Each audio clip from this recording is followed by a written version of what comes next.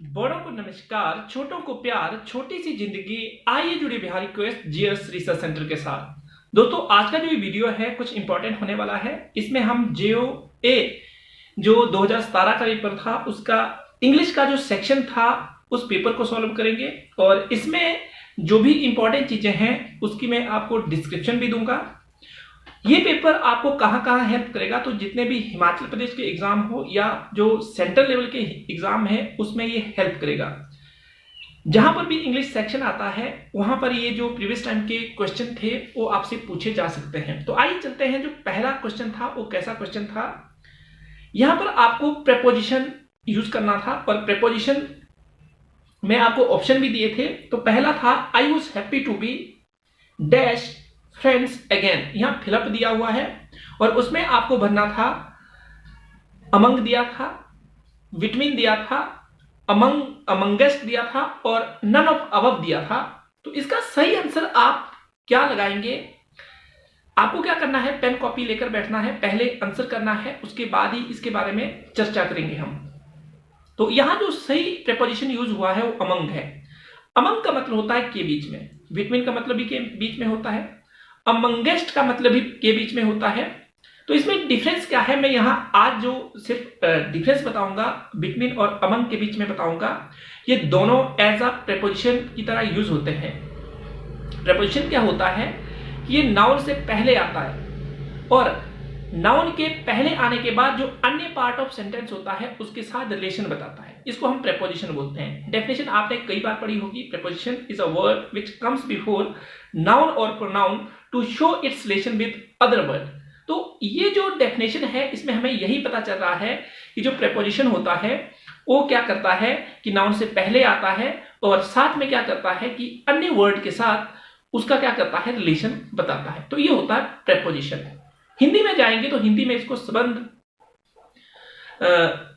कारक की कैटेगरी में रखा जाता है। ये आपको अच्छे से याद रखना है। या इसको क्या बोलते हैं, पार्ट ऑफ स्पीच की बात, मतलब पार्ट ऑफ स्पीच की बात करें तो इसको क्या बोलेंगे, संबंध बोधक बोलेंगे। क्या बोलेंगे, संबंध बोधक। तो कारक में भी क्या किया जाता है, ये कारक वाला जो मतलब कारक का जो आई थिंक सातवां जो भेद होता है, संबंध काके की रारेरी, या ये क्या करता है, ये भी एज प्रेपोजिशन की तरह काम करने का रोल निभाता है। और जो ये प्रेपोजिशन है ये भी ऐसा ही काम करता है। तो अमंग और बिटवीन में अंतर क्या है? बिटवीन जब दो के बीच में बातचीत चली हो, मीन दो के बीच में कोई चीज है, कोई वस्तु है, उसका डिस्ट्रीब्यूशन करना है, तो उसको क्या कहेंगे, बिटवीन। वहां पर हम बिटवीन यूज करेंगे। जैसे यहां पर ही लिखा हुआ है तो यहां फ्रेंड्स की बात की है, जब दो से ज्यादा की बात आ जाए तो वहां पर आपने अमंग का यूज करना है। जैसे मैं बोलूं the property is distributed between two brother, तो तब हम क्या करेंगे, यहां पर टू लगाए, मतलब क्या बोलते हैं, बिटवीन लगाएंगे, क्योंकि दो की बात चली हुई है, दो के बीच में डिस्ट्रीब्यूशन हो रहा है। पर अगर इसी सेंटेंस को हम बदल दें और बातचीत की जाए, डिस्ट्रीब्यूट द टॉफी, फिर डैश दे दिया जाए और लिखा जाए स्टूडेंट्स, तो यहां पर स्टूडेंट्स, एक ही स्टूडेंट्स की बात नहीं की हुई है, दो की नहीं बात की हुई है, यहां कई स्टूडेंट्स हैं, 10-12 की बात की हुई है और साथ में स्पेसिफाई भी नहीं किया है कि कितने स्टूडेंट। तो यहां पर हम क्या यूज करेंगे, हम यहां पर अमंग का यूज करेंगे। तो आई होप आप अमंग का यूज कहां करना है और साथ में बिटवीन का यूज कहां करना है वो सीख गए होंगे।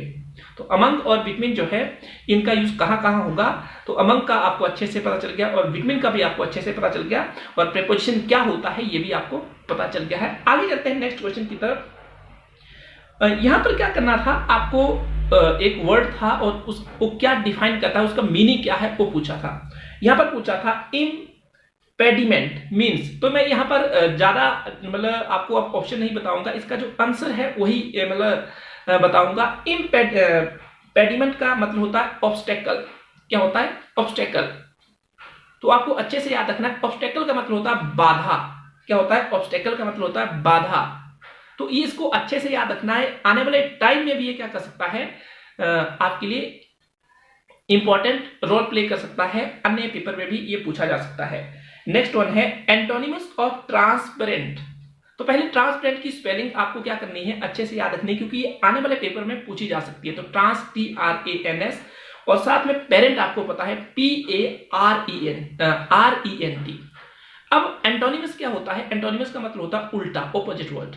तो एंटोनी जो आपका एंटोनिम है या एंटोनिमस जो है उसका मतलब होता है विलोम शब्द या विपरीत शब्द या विलोमार्थी, या फिर हम बोले कि उल्टा शब्द, तो इसको बोलते हैं विलोम शब्द। अब जो आपका ट्रांसपेरेंट है उसका विलोम शब्द क्या होगा, तो उसका जो विलोम शब्द होगा वो होगा ओपेक। देखो ट्रांसपेरेंट होता है जिसके आर पार देखा जा सकता है, और ओपेक होता है जिसके आर पार नहीं देखा जा सकता है। अब दोनों चीजें इंपॉर्टेंट है, फिर पेपर के हिसाब से ये इंपॉर्टेंट है।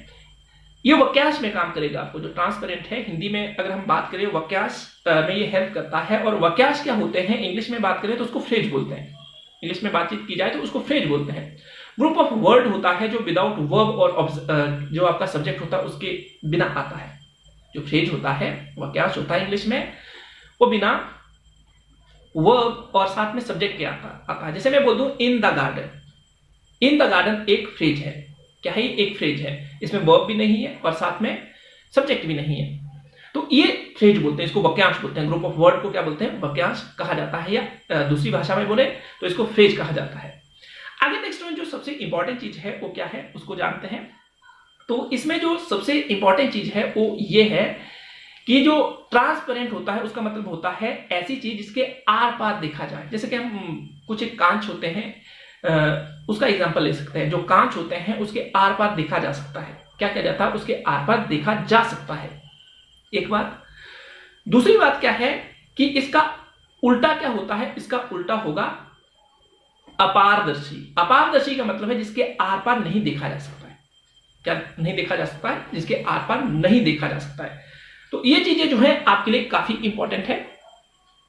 एक मिनट के लिए रुकना क्योंकि मेमोरी फुल हो गई है आई थिंक, सॉरी, थोड़ा सा मीन्स मेमोरी फुल हो गई थी तो उसको मैंने डिलीट किया। अब कंटिन्यू करते हैं।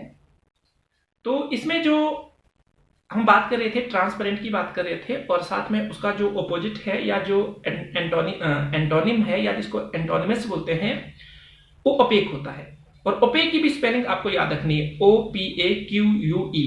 ये अच्छे से याद रखनी है, क्यों, क्योंकि ये आने वाले पेपर में पूछी जा सकती है। Opaque, OPAQUE। एक बार स्पेलिंग जो एरर होते हैं उसमें ये हेल्प कर सकती है। दूसरी बात क्या है कि सबसे इंपॉर्टेंट चीज यहां पर यह है कि हिंदी में जाएंगे तो ऐसी वस्तु जिसके आर पार देखा जा सके उसको क्या बोलते हैं, उसको बोलेंगे पारदर्शी। और जिसके आर पार नहीं देखा जाए उसको बोलते हैं अपारदर्शी। अब ये विलोम भी हो रहा है, आपका एक वाक्यांश भी हो रहा है, आपकी जो स्पेलिंग है, स्पेलिंग एरर है, वो भी यहां से निकल रहा है। तो ये चीजें आपको क्या करनी है, याद रखनी है, क्योंकि ये इंपॉर्टेंट है। आने वाले टाइम में जो भी पेपर है उसके लिए हेल्प कर सकती है। चाहे वो क्लर्क का पेपर है, चाहे वो पुलिस का पेपर हो सकता है, चाहे वो पटवारी का पेपर हो सकता है, चाहे सेक्रेटरी का पेपर हो, क्योंकि इंग्लिश सेक्शन और हिंदी सेक्शन हर एक पेपर में आता है।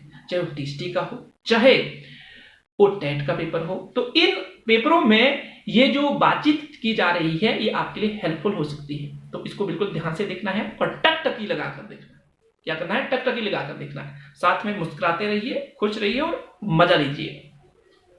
तो नेक्स्ट क्वेश्चन जो है, an addition at the end of a letter.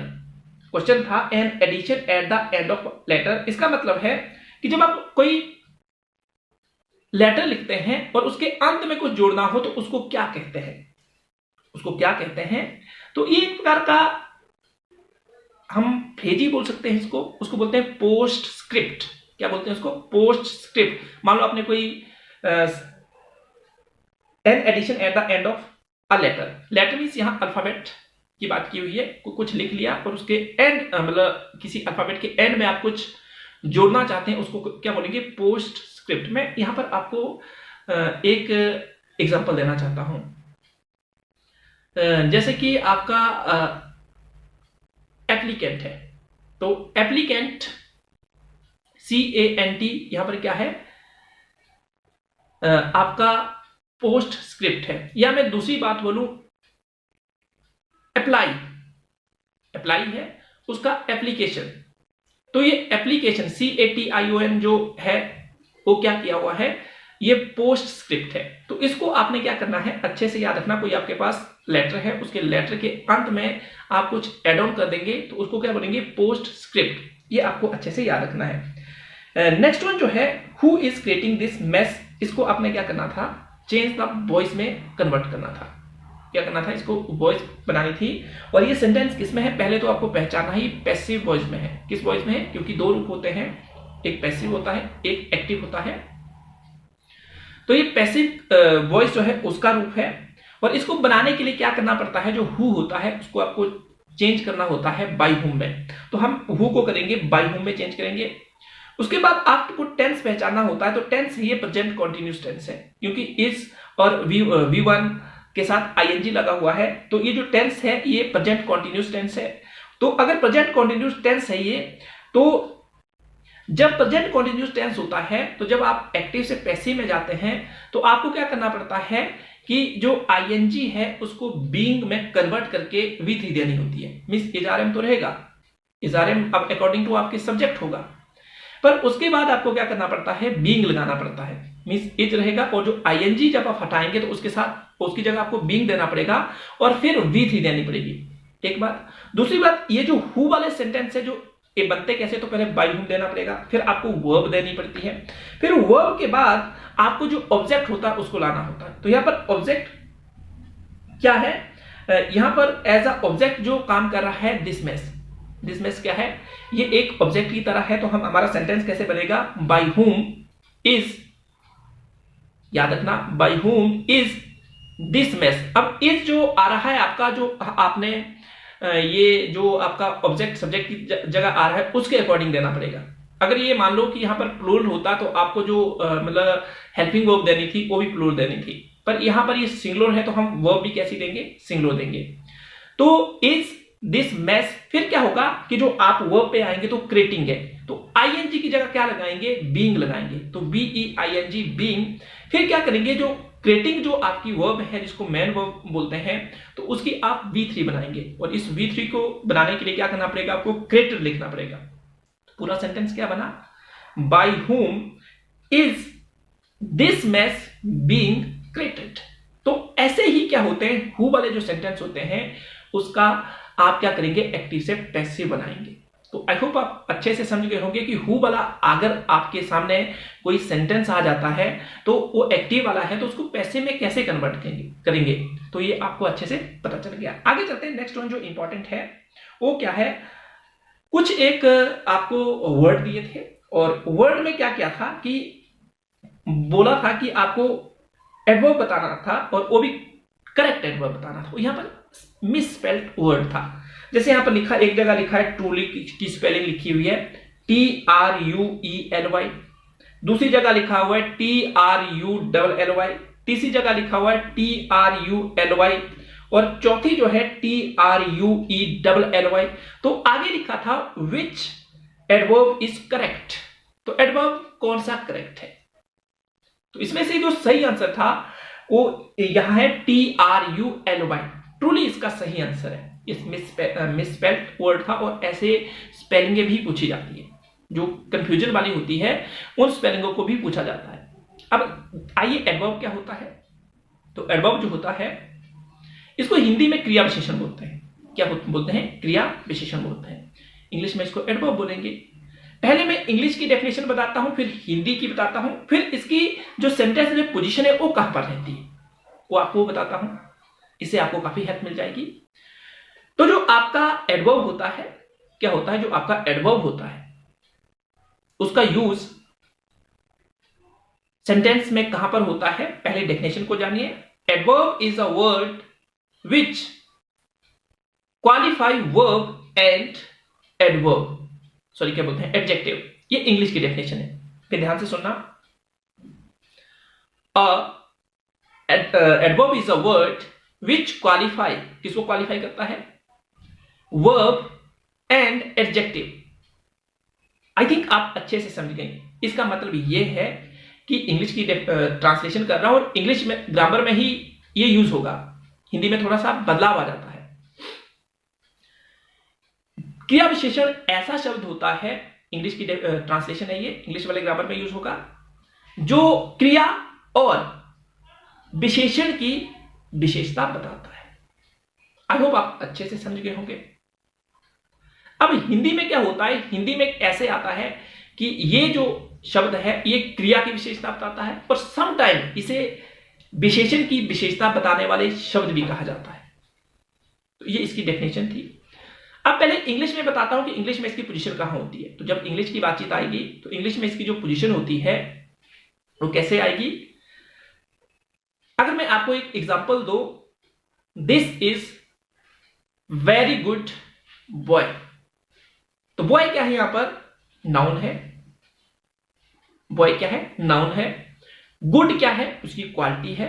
तो जो वर्ड नाउन को क्वालिफाई करते हैं, नाउन के बारे में कुछ ज्यादा बताते हैं, उसको एडजेक्टिव कहते हैं, उसको विशेषण कहते हैं। और उसके बाद जो आपके एडवर्ब के बारे में बताते हैं तो उसको क्या बोलते हैं, उसको हम क्रिया विशेषण या एडवर्ब बोलते हैं। जो आपके एडजेक्टिव के बारे में बताएंगे उसको एडवर्ब कहेंगे या उसी को क्रिया विशेषण भी कहते हैं। तो यहां पर जो वेरी है वो आपका एडवर्ब है और जो आपका गुड है वो एडजेक्टिव है और बॉय एक नाउन है। तो बोलने का मतलब है संज्ञा से पहले जो शब्द आते हैं वो मैक्सिमम टाइम में विशेषण रहते हैं और विशेषण से पहले जो शब्द आते हैं वो क्रिया विशेषण का काम करते हैं। और हिंदी में भी ऐसे ही होता है, हिंदी में भी आपको ऐसे ही देखने को मिलता है। तो इस चीज को आपने अच्छे से याद रखना है कि ये क्या होती है। आगे चलते हैं, नेक्स्ट क्वेश्चन जो है उसकी तरफ चलते हैं। Which of the flowing sentence is correct. यहां पर आपको करेक्ट सेंटेंस बताना था, तो ये टेंस की गलती थी। टेंस की गलती क्या थी, मैं करेक्ट सेंटेंस पढ़ूंगा। The flowers smell sweets. तो यहां पर जो वर्ब थी वो स्मेल्स नहीं आना था, क्योंकि फ्लावर्स की जो फ्लावर्स है उसको एज अ प्लूरल कंसीडर किया हुआ है। तो जब सब्जेक्ट आपका प्रेजेंट इंडेफिनिट टेंस की बात की हुई है, जब आपका सब्जेक्ट सिंगुलर हो तो हम वर्ब के साथ एस या ईएस लगाते हैं, पर अगर सब्जेक्ट प्लूरल है तो हम वर्ब के साथ एस और ईएस नहीं लगाएंगे, सिंगल हम V1 देते हैं, मींस फर्स्ट फॉर्म ऑफ जो वर्ब होती है उसको देते हैं। तो ये आपको अच्छे से याद रखना है, ये आपके लिए इंपॉर्टेंट है। चाहे आप स्कूल में पढ़ रहे हैं, चाहे कॉम्पिटिटिव एग्जाम की तैयारी कर रहे हैं, या आप इंग्लिश बोलना चाहते हैं, तो ये जो सारे के सारे टेंस की फॉर्म होती है या जितना भी ग्रामेटिकल पार्ट होता है वो आपको अच्छे से आना चाहिए, तभी आप अच्छे से बोल पाएंगे। अदरवाइज आपका जो मतलब जो आप बोलेंगे वो कहीं ना कहीं गलत कंसीडर किया जाएगा। तो चलते हैं नेक्स्ट क्वेश्चन की तरफ। नेक्स्ट क्वेश्चन क्या है, the second form of the verb go is. Question ये था, एक कॉमन सा क्वेश्चन था। गो की जो सेकंड फॉर्म ऑफ वर्ब होती है वो गो वेंट होती है। Went, WENT। गो का मतलब था जाना। अब थोड़ी सी वर्ब के बारे में चर्चा कर लेते हैं। वर्ब क्या होती है। वर्ब मेरे विचार में ये क्या है कि ये टाइम इंडिकेटिंग वर्ड होते हैं। जो वर्ब है हमें टाइम के बारे में बताती है, क्योंकि कोई वर्क प्रेजेंट में हुआ है, पास्ट में हुआ है या फ्यूचर में हुआ है, उसके बारे में वर्ब बताती है। तो इसको आपको क्या करना, अच्छे से याद रखना है नंबर 1 पे। नंबर 2 पे वर्ब किसी टेंस को पहचानने में भी हेल्प करती है। टेंस भी समय के बारे में आपको बताएंगे और उसमें जो वर्ब का काफी रोल रहता है। तो ये चीजें आपको क्या करनी है, अच्छे से याद रखनी है। आगे नेक्स्ट वन जो क्वेश्चन था, which of the following is correctly spelled. तो यहां पर स्पेलिंग किसकी पूछी थी, असेसमेंट की। तो काफी इंपॉर्टेंट है। अगर अभी तक आपने क्या किया हुआ है, असेसमेंट की स्पेलिंग लिखो, एक बार वाला ट्राई करो। आपने लिख लिया, अब जो मैं बोलूंगा उसको वेरी करना कि क्या आपने ठीक लिखा था या गलत लिखा था। तो असेसमेंट की जो स्पेलिंग होती है ASSESSEMENT।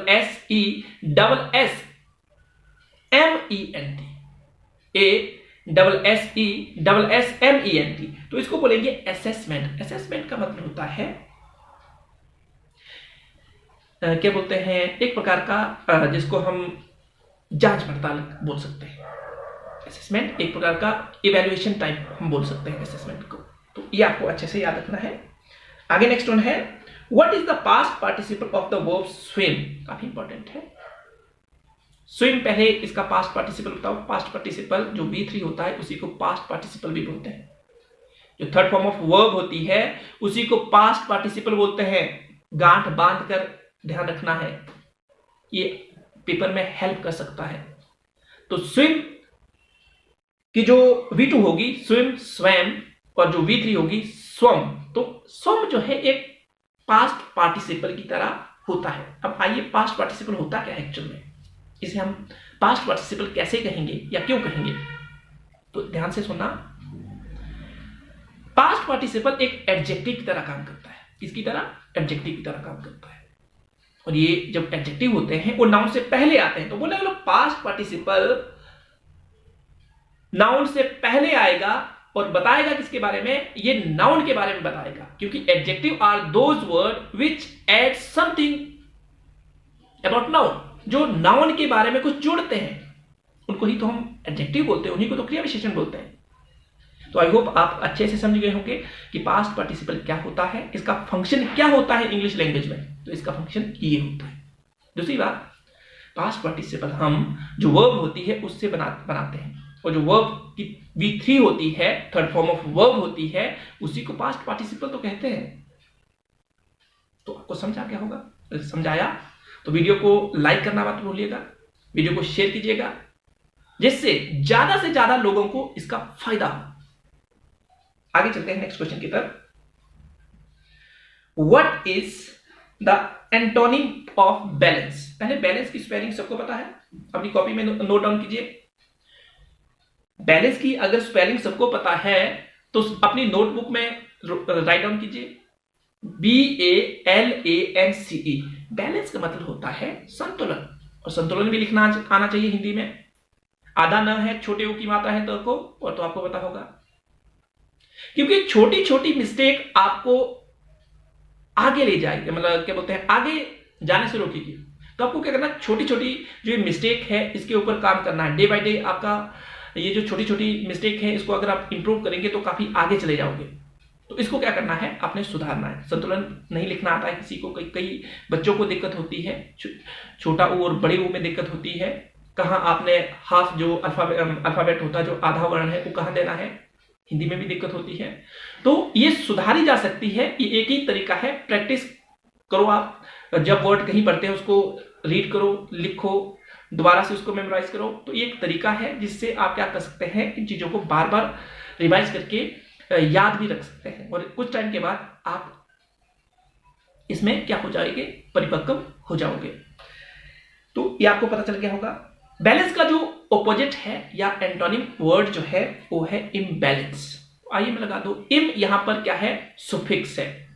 कुछ एक वर्ड जो होते हैं जिनके पहले इम जोड़ने से वो एज ऑपोजिट वर्ड की तरह काम करते हैं, और इंग्लिश में जो किसी शब्द के जो वर्ड होता है वर्ड से पहले लगते हैं उसको बोलते हैं सुफिक्स। क्या बोलते हैं, सॉरी सुफिक्स मैंने गलत बोला है, उसको बोलेंगे प्रीफिक्स। हिंदी में उसको उपसर्ग बोलते हैं। हिंदी में क्या बोलते हैं, उपसर्ग। और प्रत्यय को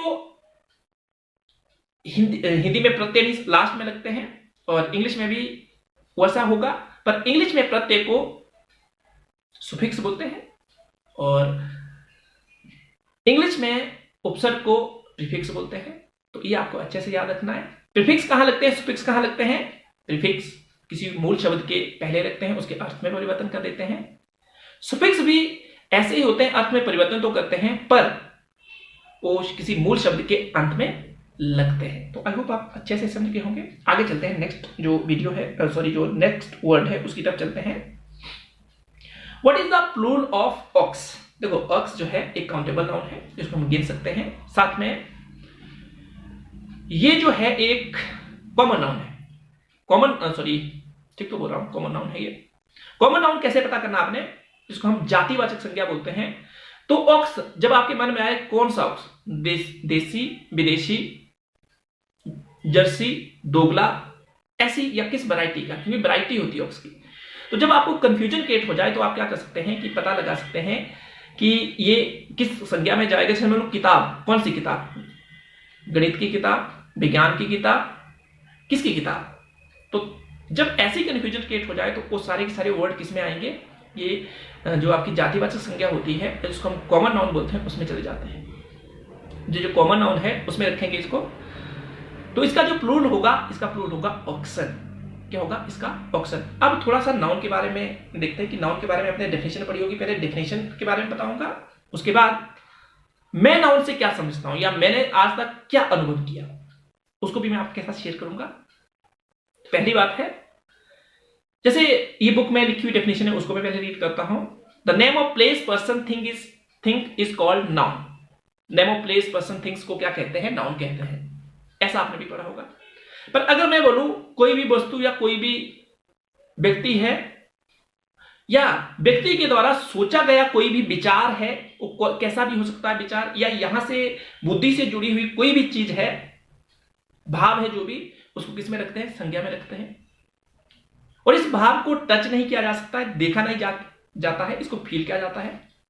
तो इन सारे के सारे जो भाव है और जो भी वस्तु है या जो भी व्यक्ति का नाम है उसको हम किस में रखते हैं? उसको हम संज्ञा में रखते हैं, इसको संज्ञा बोलते हैं। चलते हैं आगे की तरफ, ज्यादा डिस्कस बाद में करेंगे जब ये टॉपिक मतलब डिटेल में करेंगे, पर अभी आपके लिए यही काफी है। आगे चलिए। तो ये ऑक्स का ऑक्सन क्या होता है? प्लूरल होता है। ऑक्स का ऑक्सन क्या होता है? प्लूरल होता है। Next one, what is the feminine of fox? ये आपको अच्छे से याद रखना। फेमिनाइन का मतलब यहां पर ये है कि जेंडर बदलना। आपने मैस्कुलाइन या मैस्कुलर या जो फेमिनाइन है वो पढ़ा होगा, जेंडर चेंज करना है।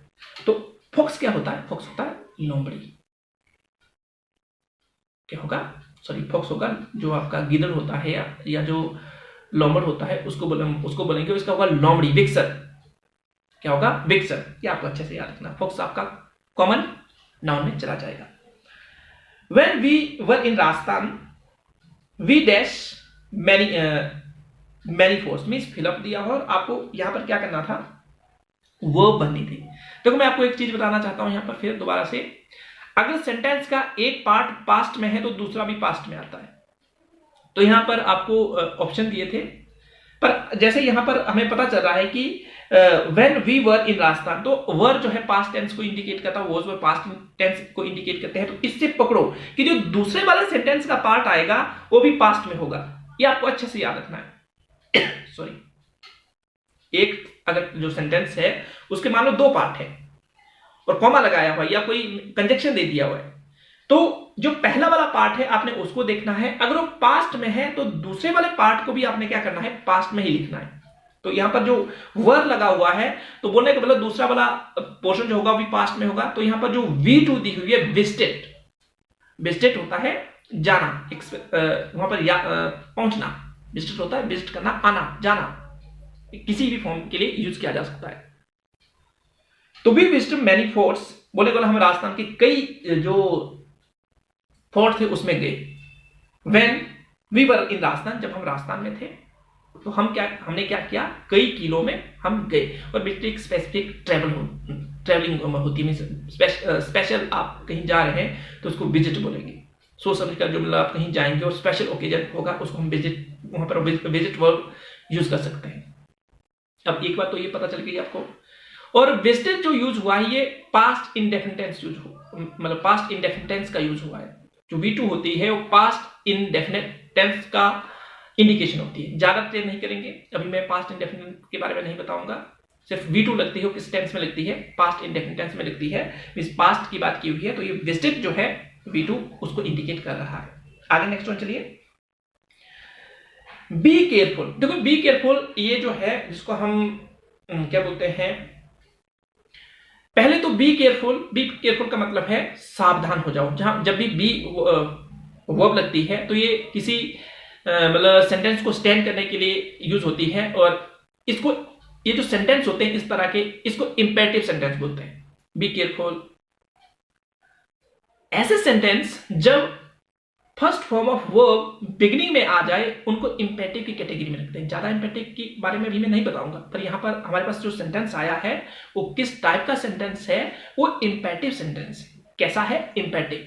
तो आपको अच्छे से याद रखना है ये इंपेरेटिव सेंटेंस है, बी केयरफुल। और बी की जो V2 V3 होती है, बी वॉज बी, ये आपको अच्छे से याद रखना, बी वॉज बी। तो आई होप आप अच्छे से समझ गए होंगे। अगर अच्छे से समझ गए हैं तो अब क्या है, आपको लाइक करना है, चैनल को शेयर करना है, अपने दोस्तों को बताना है कि ये वीडियो आपके लिए काफी हेल्प करेगी। मैं विश्वास दिलाता हूं अगर आप अच्छे से इसको सुनते हैं तो आपकी कई चीजें क्लियर हो जाएगी जो आपको पहले पता नहीं थी। दूसरी बात, देयर इज आइस। आइस आपको पता है बर्फ होती है। There is ice dash the road today. देखो यहां पर प्रेपोजिशन यूज करना था। तो जब रोड दिया हुआ है, बीच में इन भी दिया है, ऑन भी दिया है और साथ में एट भी दिया है और नन ऑफ अबव भी दिया हुआ है, तो आप किस प्रेपोजिशन को यूज करेंगे?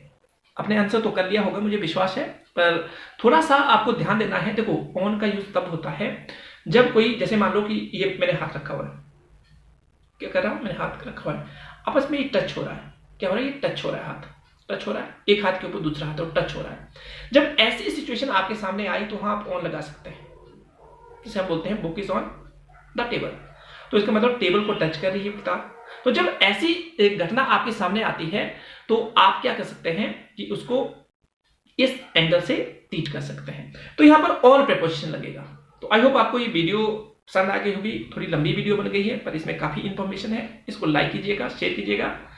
साथ में आपको क्या करना है, बड़ों का रखना है ध्यान, उनका करना है सम्मान, छोटों से करना है प्यार और स्नेह, पर्यावरण से का रखना है ध्यान।